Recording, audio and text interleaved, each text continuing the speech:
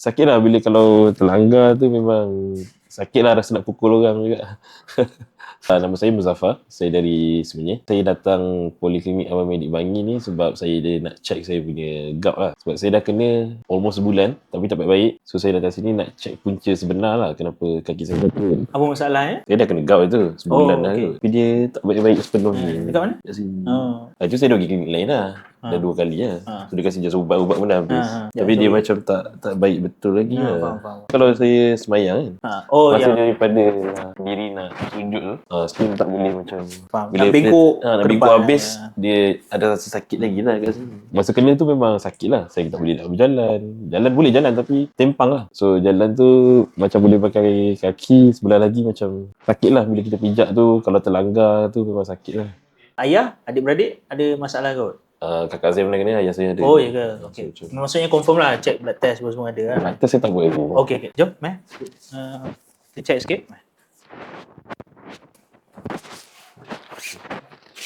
Cuma dia ada hari tu dia macam dia dah hilang, ada hari-hari dia bengkak balik. Okay, datang pergi. Selain makan ubat, apa lagi yang saya boleh buat untuk saya recover sepenuhnya lah. Kalau kita jalan terlebih ke, boleh sakit balik. Saya tak jaga makan, boleh kena balik kan. So saya nak sihat sepenuhnya lah. Actually boleh agak obvious, boleh nampak sekali. Kak Mai tolong buat belah sini. Nampak Dia tak ada. Dia tak ada, situ je.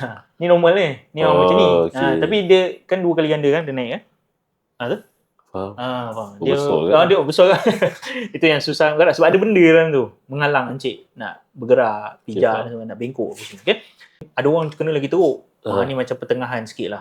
Cuma time ni lah kena jaga betul-betul. Sebab takut nanti dia lagi melarat. Isunya nanti kalau benda yang tadi saya tunjuk tu dia jadi keras. Susah betul nak bengkok. Ada pasien memang langsung tak boleh bengkok dah. Nak bengkok kena operate, susah. So sekarang ni kena faham 2 benda. Ada rawatan gout yang akut. Maksudnya short term. Macam encik hari tu kena makan ubat apa semua kan. Betul lah tu. Ada juga dalam akut ni kita kadang perlu buat injection. Kalau terlalu sakit, merah. Ada juga rawatan gout ni yang bersifat long term untuk mengurangkan uric acid tu sebenarnya. So contoh dia dah tak sakit, tapi kena ada rawatan kan, makan ubat kan, macam ayah makan Loperinol dan sebagainya. Kalau tak sakit ni kita boleh jalan-jalan, kita boleh bawa anak pergi taman, tak ada restriction lah kan. Nak buat apa pergi je. Tapi bila tiba-tiba sakit ni, boleh jalan tapi tak boleh jalan jauh. Nak jumpa orang pun kalau tengah gout, tengah sakit tu, jadi tak best lah kan. Okay.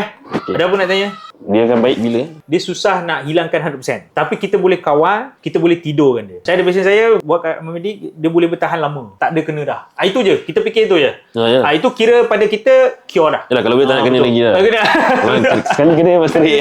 Sakit tu memang serik lah. Cuma banyak faktor lah kan influence benda tu. Tapi kita boleh cuba kawal lah. Lepas check ni, saya dapat clarity lah. So jelas lah apa. Sebab tengok ultrasound tadi, saya macam clear lah sekarang ni. Tahulah apa nak jaga, apa nak buat. So saya punya harapan saya sembuh lah.